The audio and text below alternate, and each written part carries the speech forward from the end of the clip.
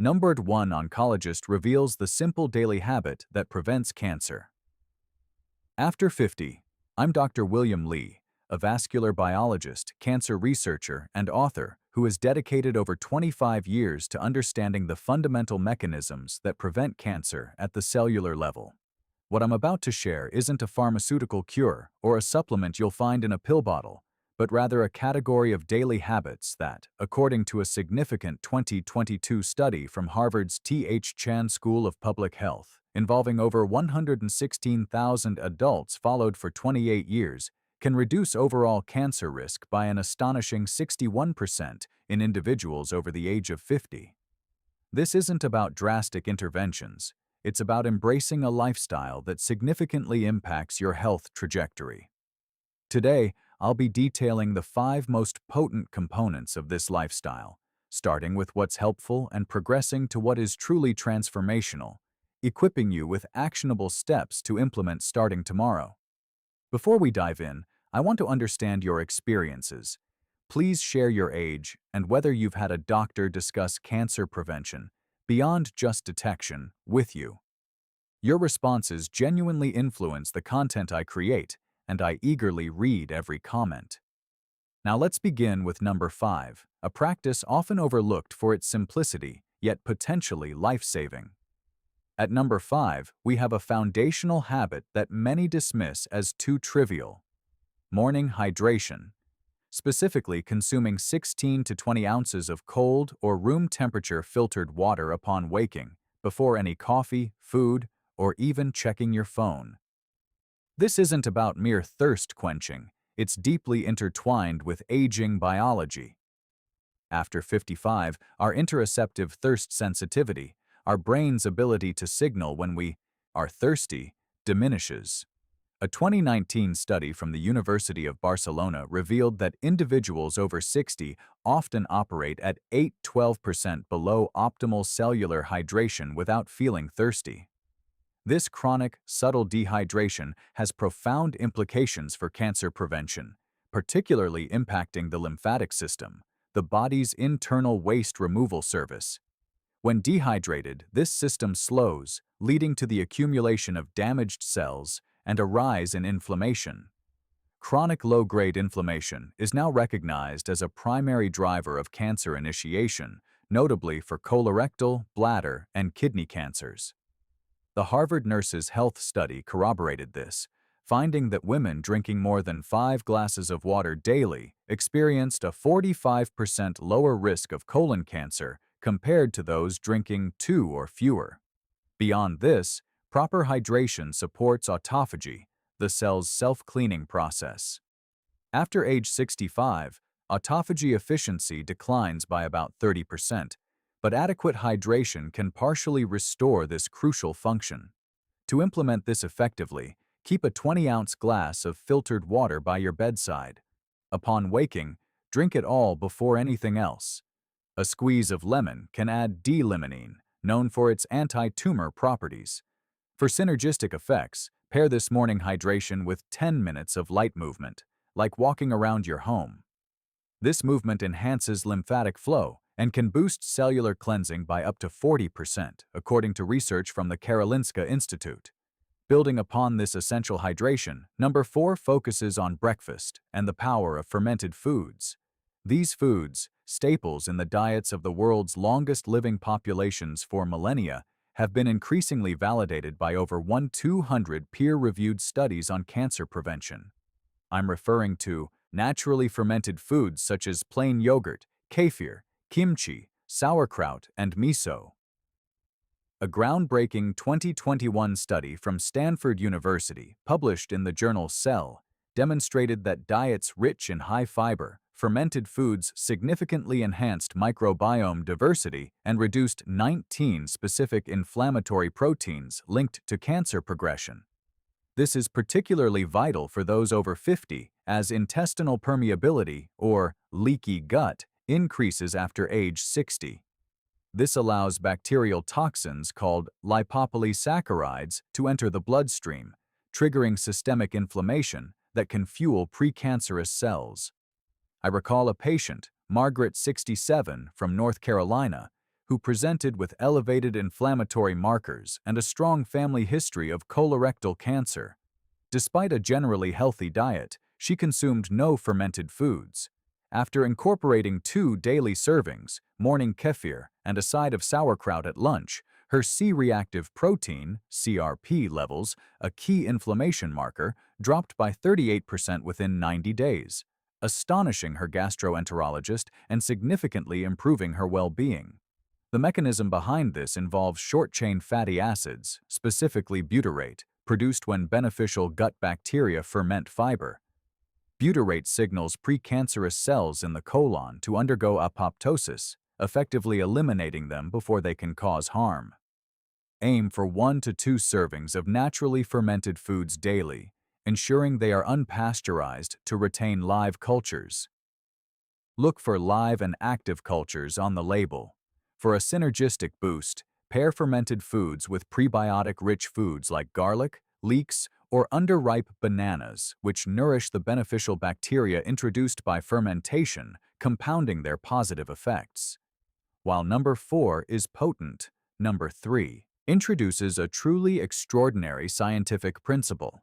If you're finding this information valuable, please consider subscribing and liking this video.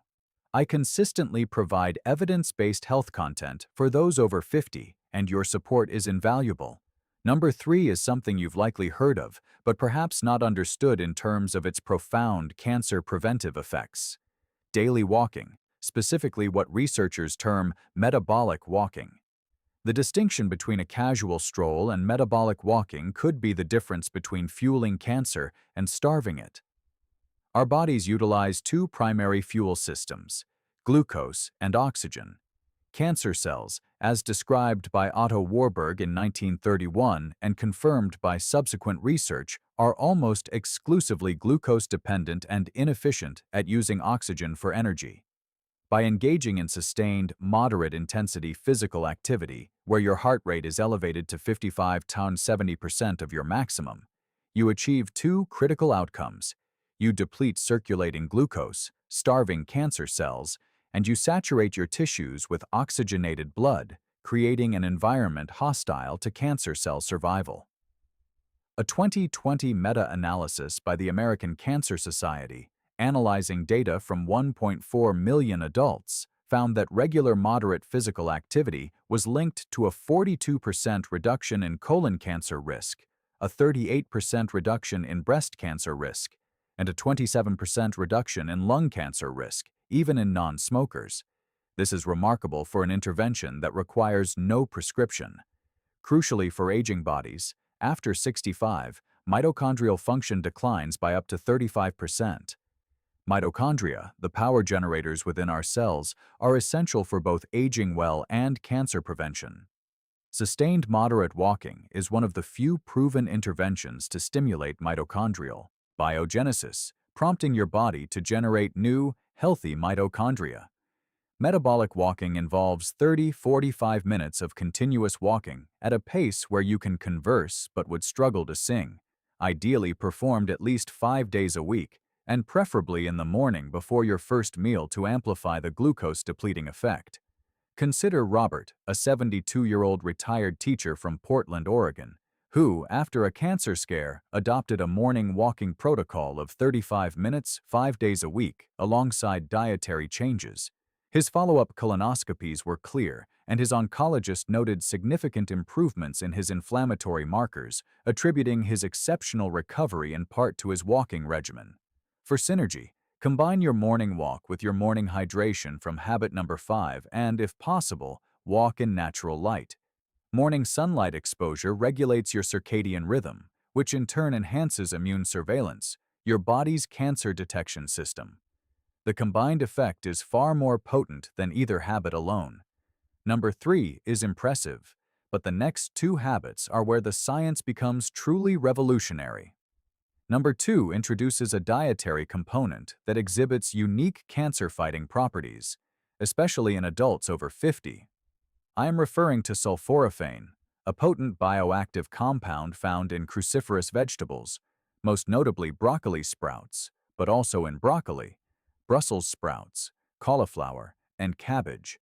its significance for aging biology is profound. Research from Johns Hopkins University in 2018 revealed that sulforaphane activates NRF2, a master genetic switch that acts as the head of DNA security.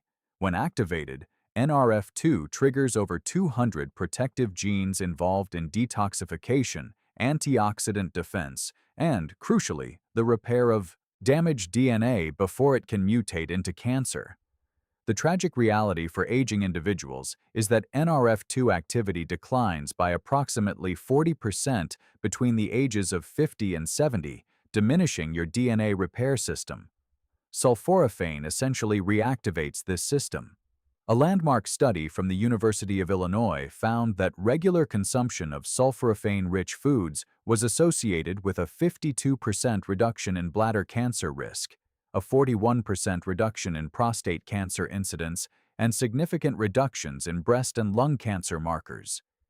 Even more remarkably, a study from Roswell Park Comprehensive Cancer Center indicated that sulforaphane targets cancer stem cells, the highly resilient cells that often evade conventional chemotherapy and are responsible for cancer recurrence.